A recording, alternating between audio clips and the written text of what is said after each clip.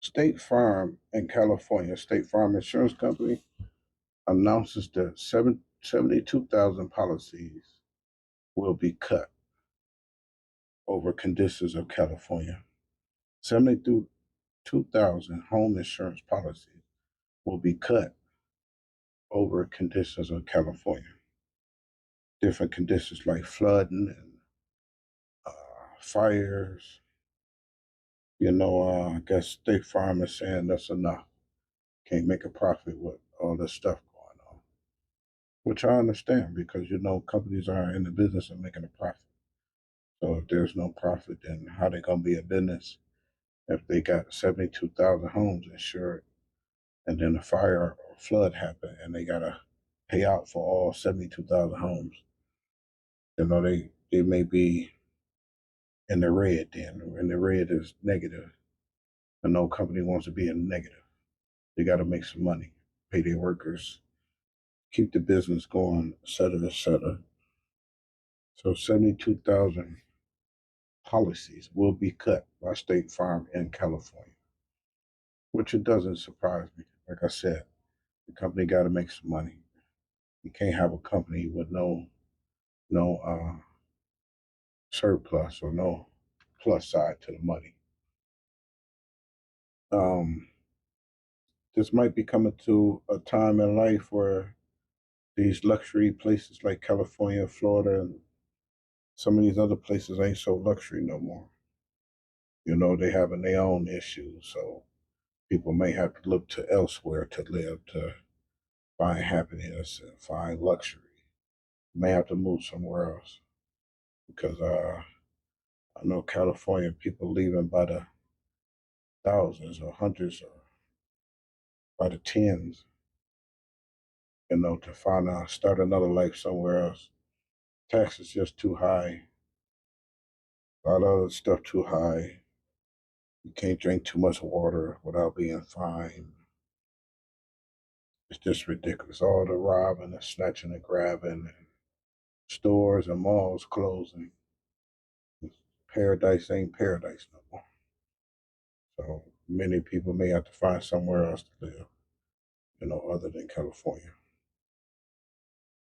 Um, let's see. So what these homeowners do? Who knows? If it was me and I had a home in California and nobody's gonna insure the house, knowing that you stay in an area with bad climate, me, I would just sell the house and move somewhere else. That's what I would do with it, because who wants to have a house that's not insured and then a flood or a fire come? All of a sudden you got 100,000 in damage, but you don't have 100,000 just sitting around to rebuild your house. So, like I said, for me, what I would do is pick up and move somewhere else with a better climate, you know, uh, where you don't have to worry about Mother Nature destroying your house or costing you a lot of money. Beginning July 3rd, State Farm will non-renew insurance policy for approximately 30,000 homeowners and property owners. Then on August 20th, the company will non-renew possibly 42,000 commercial apartment insurance policies.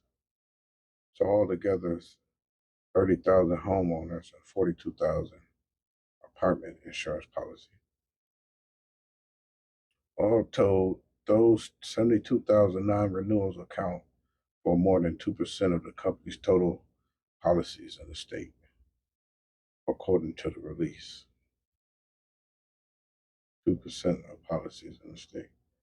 Wow. I wonder what's the other percentage of policies they had in the state. But these two might be the one costing them the most money: the homeowners and the apartment insurance policy. So probably why they let these two go out of anything, because it's probably because you don't see car insurance on here. So this is more dealing with homes and apartments. So, which is a good thing. You can still get car insurance, but you won't be able to get any home insurance. Too costly. Um, According to Insurance Business, the company in 2023 ranked as by far the largest home insurance provider in the United States. And then they gave a statement. This decision was not made lightly, only after careful analysis of State Farm General Finance Health, which continues to be impacted by inflation, stock, catastrophic exposure, reinsurance costs, and the limitations of working within decades old insurance regulations. So they're saying it's a number of things: inflation, catastrophic exposure, which is bad weather, storms, all that other stuff, fires, reinsurance costs.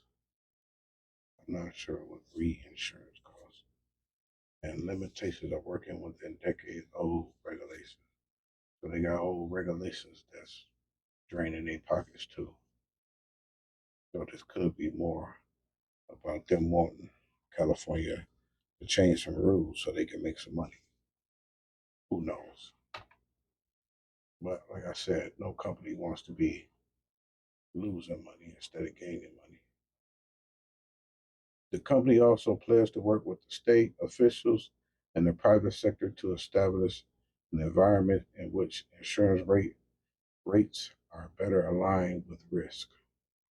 That's a good thing. They still want to work with California to bring the people some type of insurance uh, that'll benefit them.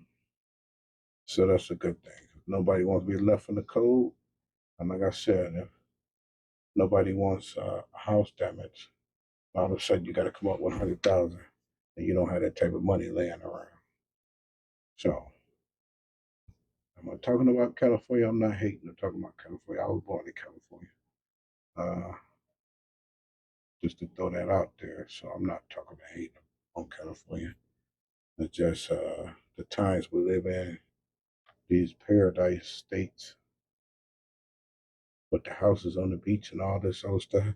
It's not so much paradise no more. I think I seen in Miami there was flooding along the beach. So people with the beach houses selling the beach houses, too much flooding there, or something like that was going on where the people wanted to move back to the inner city. They didn't want to be along the beach no more. The inner city is the golden real estate rather than the beach, which is strange considering always the beach houses is the prime real estate, the way everything's been set up. But not in Miami. They're getting away from the beach. They want to move to the inner city. But like I said, California State Farm cut 72,000 insurance policies on homes and apartments, but you can still get insurance on cars or maybe other stuff, whatever else they do. That's my little 2 cents on it. I'm out. Like I said, if it was me, I would just move somewhere else where the climate is better. Paradise is gone. I'm out.